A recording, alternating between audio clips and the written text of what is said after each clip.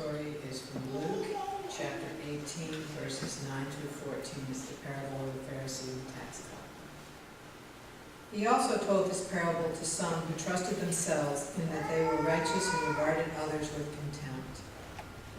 Two men went up to the temple to pray, one a Pharisee and the other a tax collector. The Pharisee, standing by himself, was praying thus: God, I thank you that I am not like other people, thieves, rogues, adulterers, or even this tax collector. I fast twice a week, I give a tenth of my income. But the tax collector, standing far off, would not even look up to heaven, but was beating his breast and saying, God, be merciful to me, a sinner. I tell you, this man went down to his home justified rather than the other. For all who exalt themselves will be humbled, but all who humble themselves will be exalted. Whatever's in his word.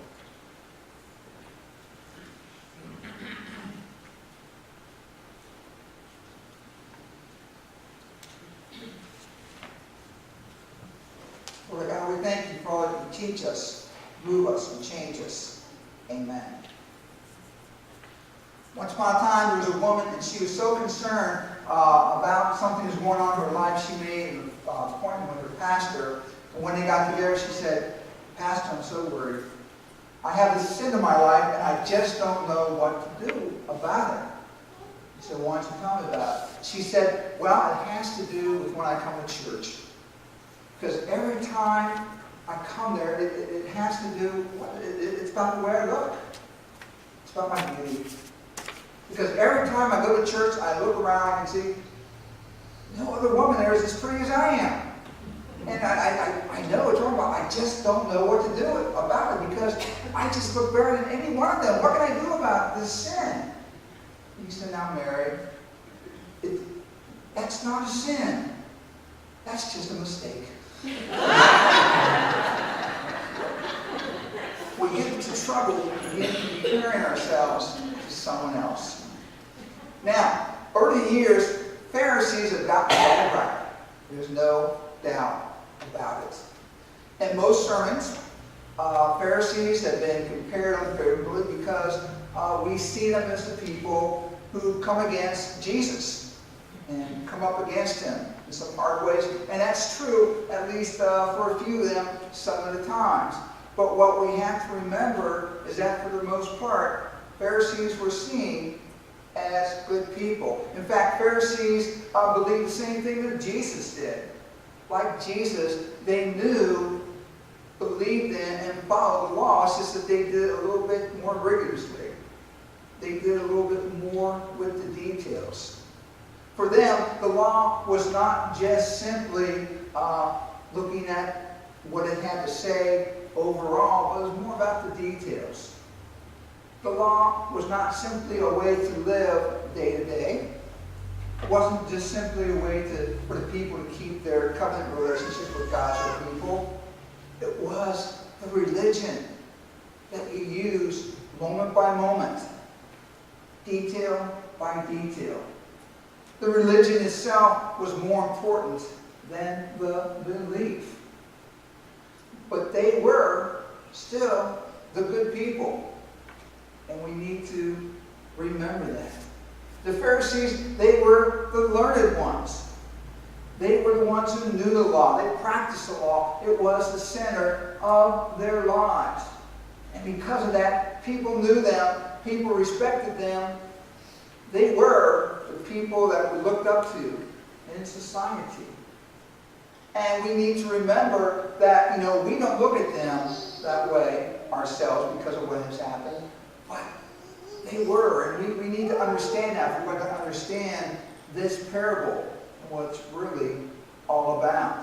Now, Jesus talks about this one Pharisee who knew the law and not just understood, but its interpretations over the centuries. Because this Pharisee looks at things and he says, you know what? The letter of the law says that Jews are to fast one day a year. But he does it twice a week. That's the kind of person he was. Now, according to the Jewish law, you had to tithe 10% on what you earned he tithes 10% on that, but also on what he buys. Now, how many of you go ahead and tithe, but then give a lot more than that? Okay? That's a big challenge, isn't it? Okay? Let's face it. He's a guy that we would want to have as a member of our church. Okay? He would be the greeter at the door. At the same time, he'd be playing the piano. He'd be teaching Sunday school, and he'd be leading the worship all at the same moment. You know, he'd be the guy, he would keep the books, he would wash the dishes. He would have pies and chili in the chili cook-off. He'd be doing everything. You know, this is a great guy. He is the person that we want. Now, the bad rap on the Pharisees was put into the Christian scriptures when Paul and the gospel writers were trying to distance themselves and their Christian experience from their Hebrew traditions. That's when it all began. But we have to understand that for the listeners of this story, when Jesus was telling it, this was a very good person. Now, enter into the story a tax collector. Once upon a time, a man was taking a walk on a vacation. He was enjoying the seashore and just walking along. All of a sudden he heard a woman scream, and she was kneeling by her child, and he heard her say, "Help, help!" And he went over to her, "What's the matter? My child, he's choking." And he picked up the child, and he held him up like that, and a coin fell out of the child. And she said, "How'd you do that? You're so good. Are you a doctor?" He said, "No, I work for the IRS." Now, members of the IRS, they are very good at doing their job with government workers, but they have nothing at all on this guy who is a tax collector. Because tax collectors in the days of Jesus, they were extortionists. They were greedy. They were that simply by definition. This guy was as bad as the Pharisee was good. Tax collectors, they were collaborators with the enemy, with the Roman Empire. Now, Rome, they didn't have any government workers there. They didn't have any non-essential personnel. But what they did do, they still had, from their vast empire, they had work that needed to get done. So what they did was, they privatized it. In other words, once a year, they would sell contracts for roads to be built, mines to be excavated, for their troops to be fed, and for taxes to be collected. Now, if you lived close to Rome, and you were under Rome's scrutiny, that wasn't too bad. You paid the normal tax rate. But the farther you were, the more you paid. Palestine, one of the furthest places. And so people there, where the Jewish people live, normally paid 2 to 3 times greater than what most people paid. And the people who were the tax collectors, wow, they made a fantastic fortune. And they scooped up all that extra income as their own private servants. And the people couldn't do anything about it. They had no legal protection from it. Because not only was the tax collector in on the deal, so was the army, so was the governor. Everybody, there was a big pyramid scheme. And the tax collector, he was on top of it all. And he used blackmail. He used bribes. He used his insider knowledge of the people against them. This was the guy, he would steal candy from a baby. He would take a welfare check from his own mother. You know, this guy was so bad. He was so hated that Jewish law said that a beggar could not receive charity from him. He was so bad, so disgusted, that he was not allowed to give witness in the Jewish court because his word was seen as worthless. He was a traitor. He was evil. He was scum. But he was still a fellow Jew. Which is why it happened that two men went up to the temple to pray. Well, first one who goes in is the Pharisee. Now the Pharisee, he is very much at home here in the temple. This is his area. This is his place. He feels comfortable. He feels confident. He feels very proud standing before his God. And he has one purpose here, and that is to remind God what a very special person he is, how great he is compared to most people. And his purpose is to simply run down that list in case God has forgotten anything and maybe left off anything. And don't forget again, everything that he says is absolutely true. As a character in an old TV Western used to say, no bread, just fact. You know, that's just the way it is.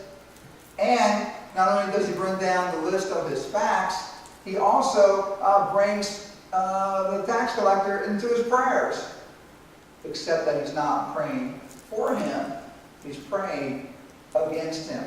Oh Lord, I thank you so much that I am not like thieves and drug addicts and embezzlers and people who cheat on their spouses, and I'm certainly not like that disgusting tax collector over there.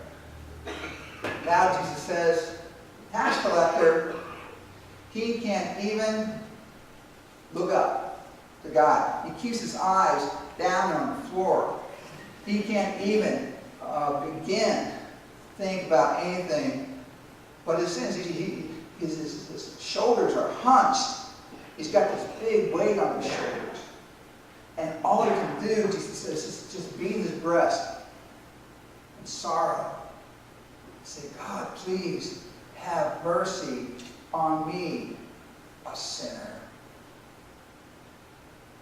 You know, it is so hard for a lot of people, a lot of us to even acknowledge our sins.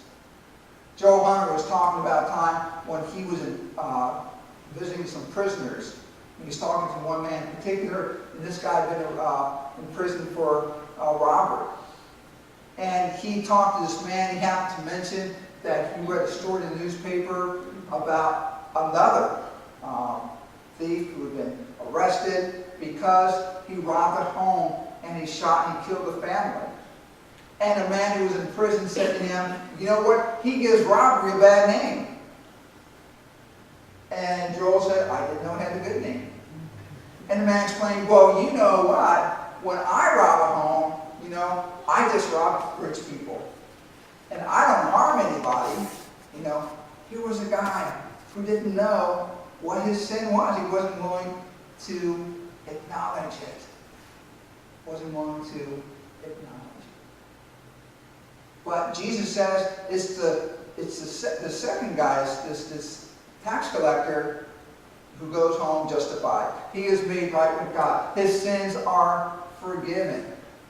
Because both the tax collector and the Pharisee, they get what they asked for. It's not that God wouldn't hear the Pharisee's sin.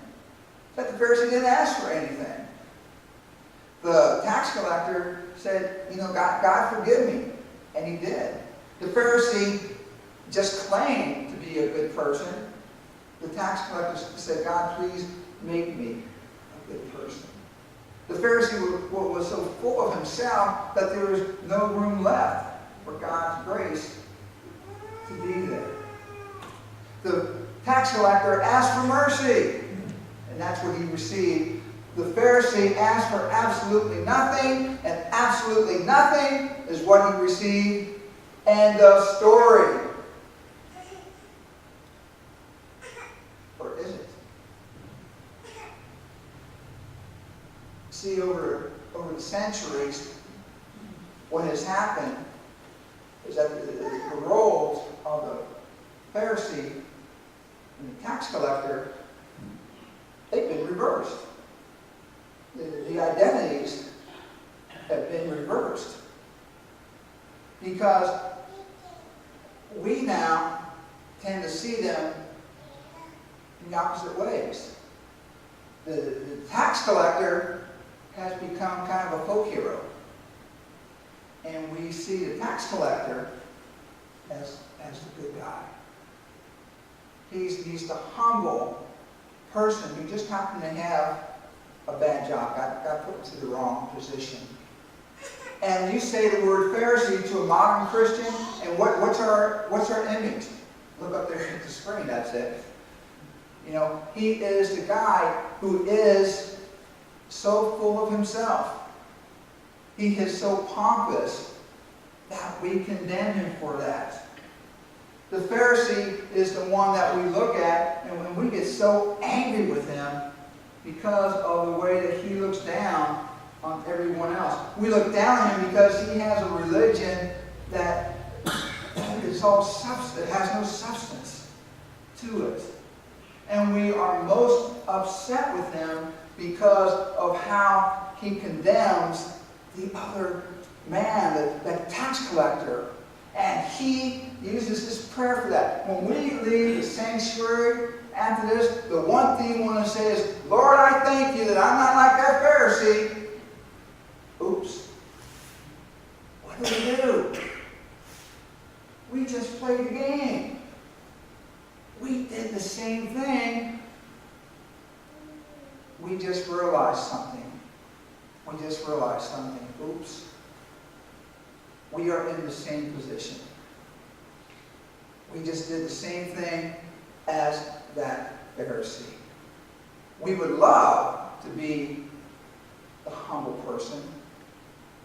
We would like to say we're the same as him, as the tax collector, but that's not what we did. We went ahead and we played the game as the Pharisee.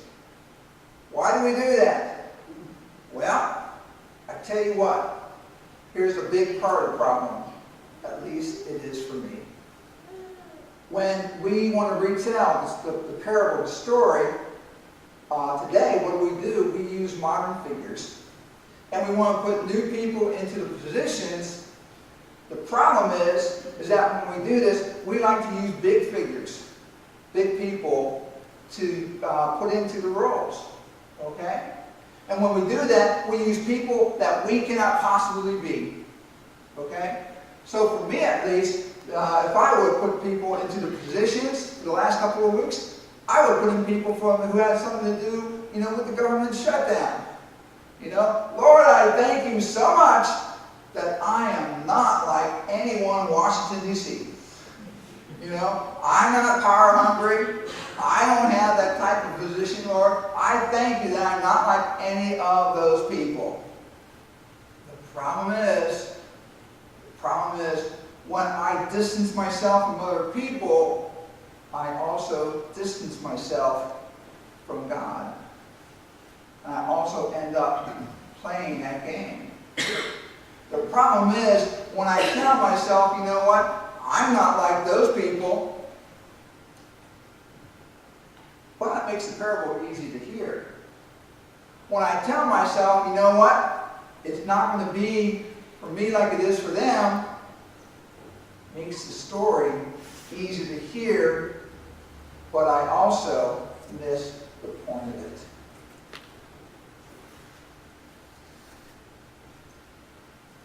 There's a UCC pastor, Lillian Daniel, and she wrote this. She said, I am tired of hearing people say stupid things in the name of Christianity. I am tired of nutty, pistol-packing pastors who want to burn the Koran. I am tired of televangelists who claim that natural disasters are the will of God. I am tired of Christians who respond to the pain of disease with a lecture about behavior. I am tired of preachers who promise prosperity. I am tired of people who have one bad experience with a church and paint the whole of Christianity with that brush. I am tired of people who say they want our church to grow, but do nothing to help it. I am tired of people who criticize our church and go somewhere else. I feel like I live in a society where stupid and feel-good spirituality always trump the depths of a complex faith. We are people with itchy ears who leave sound doctrine in favor of easy answers. In criticizing others in their faith, I hardly live up to the best of my own faith. Perhaps I am really just tired of myself. Perhaps the people who irritate me the most are exposing my own false doctrines. Now, when I first started hearing that part, I thought, way to go. I'm tired of those kind of people too. I'm tired of those kind of attitudes also. They're not Christians. And you know what? They shouldn't call themselves Christians, because for those of us who really know Jesus Christ, they are giving the rest of us a bad name. You know? And I think about that, and then again I realize I've done it again. I played that judgment game again. Because I am so good. I am so good at pointing the finger at other people. I am so good at looking at other people and finding their faults. I am so good at pointing at other people and finding someone else who is a lot worse than I am. So, where does that leave us? Where does that leave us? Maybe we need to take another look at the tax collector. Because while the Pharisee, who is filled with pride and prejudice, is looking down at him, the tax collector has his focus on God.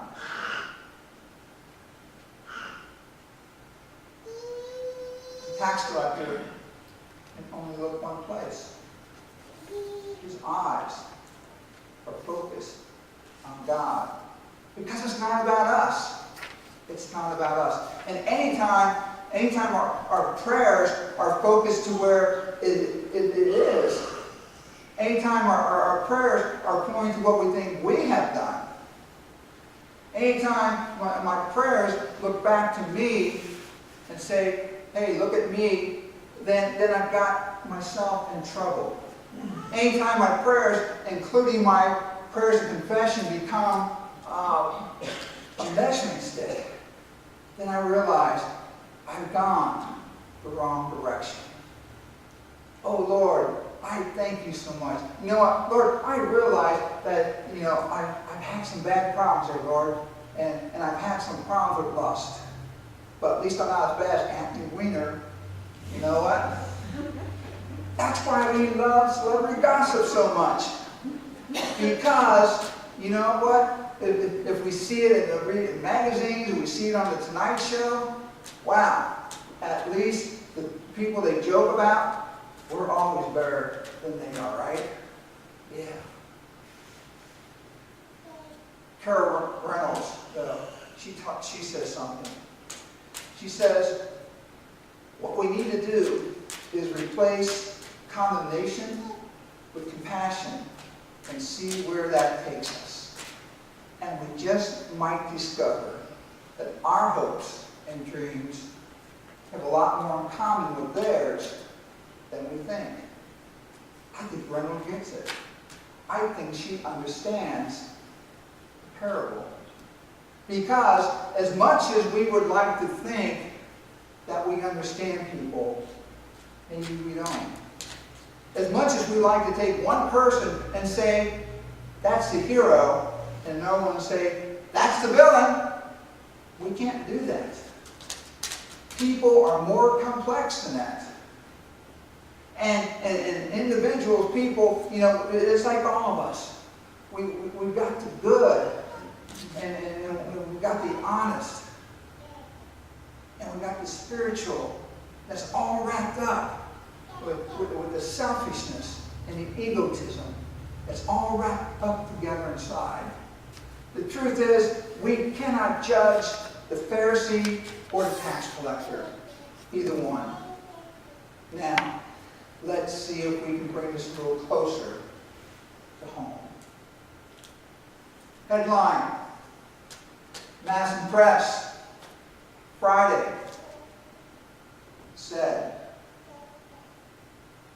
daycare thief awaits sentencing. Story went on. Talk about Berne Lunsinger and how she had stolen over $74,000 from our daycare, and how she will be paying back $24,000 to us that's not covered by our insurance company, and the insurance company is going to have her pay back the $50,000 to them in a civil suit. Whether or not Berne is going to go to jail is going to be up to the judge at her sentencing. Ken and I went to the Madison County Jail for her pre-trial hearing. As we sat in the hallway, waiting to go into the courtroom, Valerie and her lawyer came in, and they sat down opposite of us on the other side of the hallway. And she came in, and she sat there, and she would not look up. She just stared down at the floor. And she immediately reminded me of that tax collector in Jesus' story. I want to tell you something. I have never seen a person look so beaten down in my life. Now, I'm not a mind reader. I do not know her or anyone else's spiritual state at any given moment. But from the body movements and the way she spoke to the judge later, I can only guess that she's filled with a lot of guilt and remorse. Now, did Valerie commit a horrible crime? Oh, yes, she did. No doubt about that. Did she steal from us? Wow. $74,000? Did she ruin the reputation of our daycare center? Yes, she did. And I'm thankful to God for those people who really helped us to put things back together for our child care center, for the reputation of our church. We had a lot of people who worked so very, very hard to do that. And we're back on track again. And praise God for that. Did Valerie come to the point where, she has to face that? Absolutely. There are legal consequences that she will and must have to face. That is a given. And that'll be part of her life. Must be. But what we cannot do, Jesus says, at all, is to look at this and say that that is the whole of Valerie's life.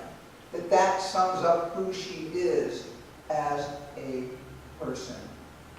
Life is, and people are, too complicated for that. What we cannot do and say that is the summation of everything, because God's grace is too far-reaching for that. Because if we do that, then what we're saying is that we might be outside of God's grace. We put ourselves in that position.